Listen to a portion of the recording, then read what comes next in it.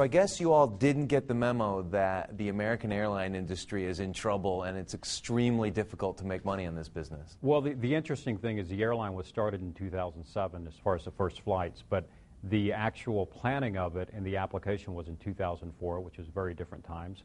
Low oil prices, a much stronger economy. So the delay kind of took us into one of the most turbulent times in the industry. I know you weren't around during the planning stages, but did the airline consider not launching because of how hairy things were getting? Well, the interesting thing is they really didn't have a choice, that they had 35 aircraft on order, 10 aircraft already delivered, many of them sublet to other carriers. So when you have 10 aircraft that are $50+ million each, you decide you're going to go ahead and go anyway. Huh.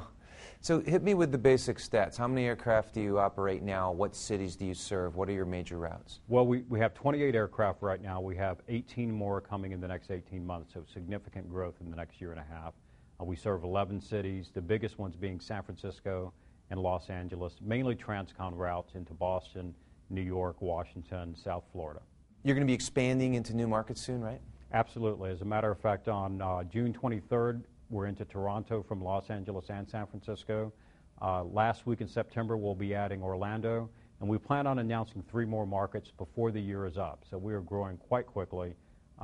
We have not quite made up our mind what those 3 markets are, but we think they're all going to be very exciting. I will say that from my experience, I fly a lot on a lot of different airlines, and it is a pleasure to be on a Virgin America plane. It's clean, it looks cool, it is a different experience. Talk about how you went about designing the interior of the aircraft.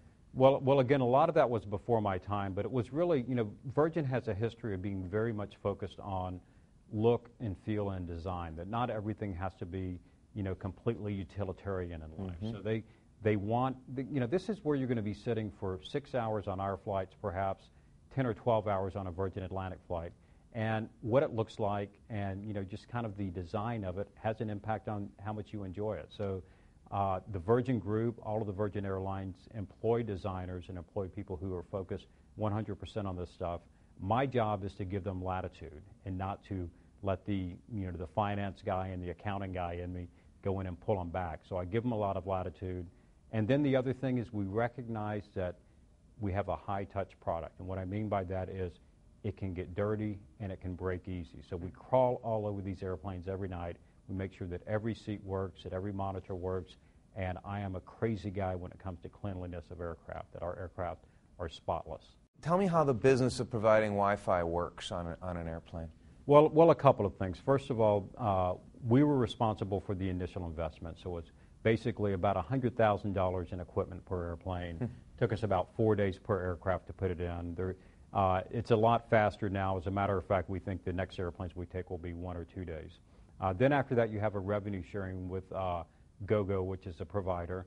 And, I would say in general that we think Wi-Fi on its own breaks even, so it's not a big money maker. The primary thing we think is, first of all, it makes us a lot of market share in terms of passengers, so we make a lot more on the passenger revenue side. Second of all, a lot of the things we do may not necessarily hit the bottom line positively, but we're very focused on the guest experience too, because we know that's how you get repeat business.